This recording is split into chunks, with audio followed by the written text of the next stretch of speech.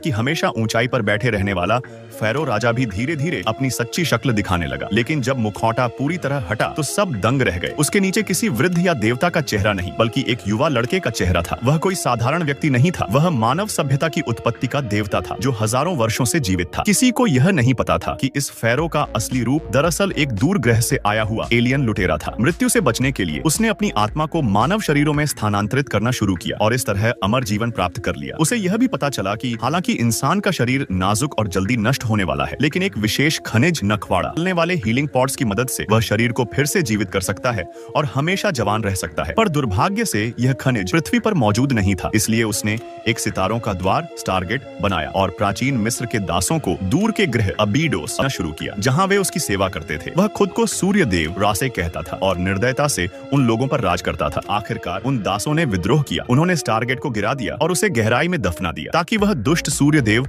दोबारा पृथ्वी पर न लौट सके। यही वह पल था जिसने मानवता को स्वतंत्रता और विकास का अवसर दिया। समय बीतता गया। 1928 में पुरातत्वविदों ने मिस्र के पिरामिडों के पास एक रहस्यमयी पत्थर की डिस्क खोजी, जिस पर अजीब अजीब मिस्री प्रतीक खुदे हुए थे। उसके नीचे दबा हुआ था एक विशाल धातु का गोल चक्र जो किसी अज्ञात तकनीक से बना था। यह वही स्टारगेट था। उनके पास एक कुत्ते के सिर वाले जीव का जीवाश्म और एक सोने का लॉकेट भी मिला। दोनों अलग अलग युगों की चीजें थीं, पर एक ही जगह दबी हुई थीं, जिससे सब हैरान रह गए। दशकों बाद वह लड़की जिसने बचपन में वह लॉकेट पाया था, अब एक बूढ़ी औरत बन चुकी थी। वह अब अमेरिकी सेना के साथ इस रहस्य पर शोध कर रही थी। कई वैज्ञानिक वर्षों से यह समझने की कोशिश कर रहे थे कि उस धातु के चक्र का असली उपयोग क्या है, पर किसी को सफलता नहीं मिली। तभी एक युवा इतिहासकार डेनियल जैक्सन आया। वह मिस्र की सभ्यता और लिपियों का विशेषज्ञ था और उसका मानना था कि पिरामिड इंसानों ने नहीं बनाए। उसकी बातें सबको पागलपन लगी, लेकिन सेना ने उसमें रुचि दिखाई और उसे इस प्रोजेक्ट में शामिल कर लिया। जब डेनियल ने पहली बार उस विशाल चक्र को देखा तो वह स्तब्ध रह गया। वह हजारों साल पुराना था, जो मिस्र की सभ्यता से भी पुराना साबित हो रहा था। उसने प्रतीकों का अध्ययन किया और पाया कि वे कोई साधारण भाषा नहीं, बल्कि एक तारकीय नेविगेशन सिस्टम थे, यानी अंतरिक्ष में यात्रा के निर्देश। उसने बताया कि अगर 7 प्रतीक मिल जाए तो एक तारकीय मार्ग वर्महोल बन सकता है, जो 2 ग्रहों को जोड़ सकता है। सेना ने डेनियल की खोज पर भरोसा किया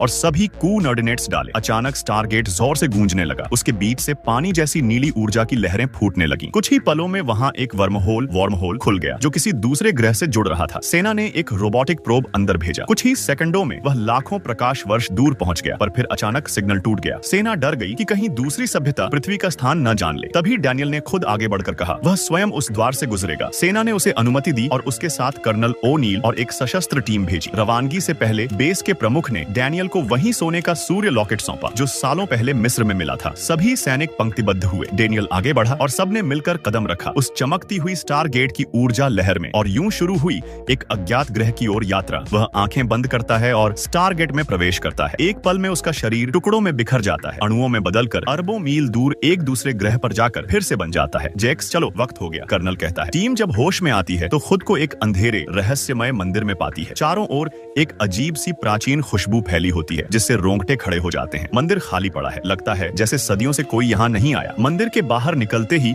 उन्हें एक अनंत रेगिस्तान दिखाई देता है। कर्नल और डेनियल आसपास का निरीक्षण करते हैं। तभी उनकी नजर एक भव्य पिरामिड पर पड़ती है। अगर आसमान में 3 चांद न लटके होते तो शायद वे सोचते कि ये जगह धरती ही है। कर्नल कुछ सैंपल लेकर वापस जाने की सोचता है, लेकिन डेनियल बताता है कि बिना उस गोल पत्थर के वे 7 कोऑर्डिनेट्स नहीं पा सकते, जो उन्हें पृथ्वी लौटने में मदद करेगा। मजबूरी में कर्नल वहीं कैंप लगाता है और मंदिर में वापस जाकर चुपके से एक न्यूक्लियर बम लगा देता है, सुरक्षा के लिए। इस बीच डेनियल पास की पहाड़ी पर कुछ विशालकाय पदचिह्न देखता है और उनका पीछा करते हुए एक एलियन बैल तक पहुंचता है, जो रस्सियों में बंधा है, जैसे किसी ने उसे पालतू बनाया हो। जैसे ही वह बाकी साथियों को बुलाने वाला होता है, बैल डरकर भाग जाता है। रस्सी डेनियल के पैर में उलझ जाती है और वो घसीटता हुआ दूर निकल जाता है। कर्नल और बाकी सैनिक उसे बचाने की कोशिश करते हैं, मगर वे बहुत पीछे रह जाते हैं। सौभाग्य से रेगिस्तान की रेत मुलायम होती है और डेनियल बच जाता है। उसी वक्त दूर से सींग की गूंजती आवाज आती है। कर्नल ऊपर देखता है, सैकड़ों एलियन मजदूर एक खान में काम कर रहे हैं, और चौंकाने वाली बात ये कि वे पूरी तरह इंसानों जैसे हैं। जब वे कर्नल और उसकी टीम को देखते हैं तो सारा काम रोककर उन्हें घूरने लगते हैं। डेनियल, जो भाषाओं का विशेषज्ञ है, उनसे बात करने की कोशिश करता है, लेकिन जैसे ही वे उसके गले में लटकी सूरज की आकृति वाली सुनहरी लटकन देखते हैं, सभी घुटनों पर गिरकर झुक जाते हैं, जैसे किसी देवता की पूजा कर रहे हों। थोड़ी देर बाद उनका नेता अपनी बेटी सारा के साथ आता है। वे मेहमानों को सम्मान से अपने गांव ले जाते हैं। वहां डेनियल देखता है कि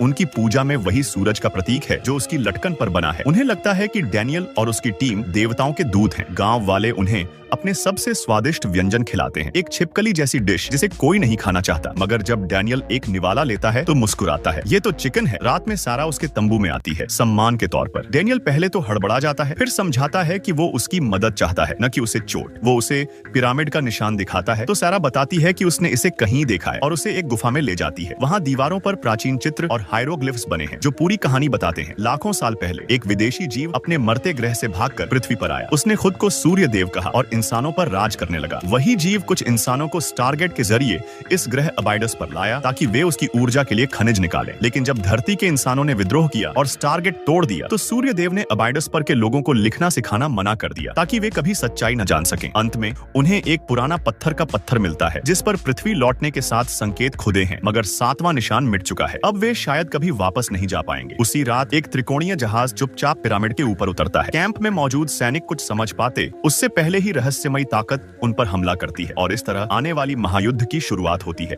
जब कर्नल जॉन और उसकी टीम मंदिर लौटती है तो अंदर का नजारा पूरी तरह बर्बाद मिलता है। चारों तरफ तबाही के निशान। वो तुरंत समझ जाता है कि यहाँ कोई भीषण लड़ाई हुई है। वो भागकर स्टैगर्ड के पास पहुंचता है, लेकिन वहाँ वो न्यूक्लियर बम गायब पाता है जो उसने पहले ही सुरक्षा के लिए लगाया था। अचानक ऊपर की छत खुलती है और एक गोल्ड ट्रांसपोर्ट रिंग नीचे गिरती है। तेज रोशनी के बीच कुछ पक्षी नकाब पहने एलियन योद्धा नीचे आते हैं और आदेश देते हैं, हथियार नीचे डाल दो। जॉन स्थिति समझने की कोशिश करता है और डैनियल को इशारा करता है कि वो शांत रहे। दोनों को पकड़कर ऊपर उड़ती हुई स्पेसशिप में ले जाया जाता है जहाँ सूर्यदेव रा पहले से इंतजार कर रहा होता है। उसके चारों ओर अनगिनत बच्चे और अनुचर हैं और सिंहासन पर बैठा रा किसी जीवित देवता की तरह लगता है। रा के सैनिक जॉन और डैनियल को जमीन पर घुटनों के बल झुकाते हैं। वो देखता है कि बच्चों का एक समूह उसी न्यूक्लियर बम को उठाकर लाता है। तभी डैनियल समझ जाता है कि जॉन का गुप्त मिशन यही था। अगर हालात बिगड़े तो बम फोड़कर स्टैगर्ड नष्ट कर देना ताकि खतरा पृथ्वी तक न पहुंचे। रा सब समझ चुका था, लेकिन वो जो हजारों सालों से जिंदा देवता है, इन दोनों इंसानों को कोई खतरा नहीं मानता। वो अपना एलियन चेहरा हटाता है और असल में एक इंसान जैसा ही दिखता है। ये देखकर जॉन का डर मिट जाता है। वो गार्ड का भाला छीनकर हमला कर देता है, मगर इससे पहले कि डैनियल स्थिति संभाले एक गार्ड उसे मार गिराता है। जॉन रा पर भाला तान देता है, लेकिन सामने मासूम बच्चे ढाल बनकर खड़े हो जाते हैं। वो कुछ नहीं कर पाता और गार्ड उसे भी पकड़ लेते हैं। और रा उसे मारता नहीं बल्कि कैद में डाल देता है। वहीं डैनियल, जिसकी मौत हो चुकी थी, अपने गले की सूरज लटकन की वजह से जिंदा बच जाता है। जब वो होश में आता है उसका घाव पूरी तरह भर चुका होता है। वो समझता है कि जिस एलियन कफन में वो लेटा था उसमें शरीर को पुनर्जीवित करने की शक्ति है। आरा उससे कहता है, मैंने तुम्हें इसलिए जिंदा रखा है क्योंकि लोग तुम्हें देवदूत मानते हैं। अब तुम्हें मेरे आदेश पर अपने साथियों को सबके सामने मारना होगा ताकि सबको पता चले कि मैं ही यहाँ का असली भगवान हूँ। डैनियल मना करता है, लेकिन रा उसे धमकाता है, मैंने ही इंसान बनाए थे और अब तुम मुझे चुनौती दे रहे हो। पृथ्वी की सुरक्षा दांव पर होती है, इसलिए डैनियल मजबूरी में हामी भरता है। पर आरा चाल चलता है। वो अपने युद्ध जहाजों को भेज देता है ताकि इंसानी बस्तियों पर हमला हो। कई निर्दोष लोग मारे जाते हैं और अब दबी हुई विद्रोह की चिंगारी भड़क उठती है। अगले दिन फांसी सभा लगती है। हजारों दास जमीन पर झुके हुए हैं। आरा आदेश देता है, डेनियल अपने साथियों को खुद मारो। तभी भीड़ में एक छोटा लड़का, जिसे जॉन ने पहले माचिस दी थी, इशारा करता है। वो आग जलाकर सिग्नल देता है और डेनियल समझ जाता है कि सब तैयार हैं। अचानक वो भाला आरा के सैनिकों पर तान देता है। लड़ाई छिड़ जाती है। जॉन और बाकी कैदी भीड़ में घुसकर भाग निकलते हैं। उसी वक्त एक रेत का तूफान उठता है और सब लोग बच निकलते हैं। वे एक गुफा में छिपते हैं जहाँ डेनियल दीवारों पर खुदे चिन्ह देखता है। वो समझता है कि वही गुम हुआ 7वां कूनर्डिनेट उसके सामने है। अब वो लोग घर लौट सकते हैं, लेकिन समस्या ये थी, बम अभी भी रा के पास था। अगर उसने उसे पृथ्वी भेज दिया तो सब नष्ट हो जाएगा। अगले दिन जॉन और उसके साथी हमला करते हैं। लड़ाई के बीच सारा, स्थानीय लड़की, गंभीर रूप से घायल हो जाती है। डेनियल उसे उठाकर हीलिंग पॉड में डाल देता है और उसकी जान बच जाती है। इस बीच जॉन अकेला रह जाता है, दुश्मनों से भिड़ता हुआ। वो एक सैनिक की ट्रांसपोर्ट रिंग डिवाइस छीनकर बम को आरा के जहाज में भेज देता है। आरा उड़ान भरने ही वाला होता है, तभी धड़ाम, बम फटता है और आरा का जहाज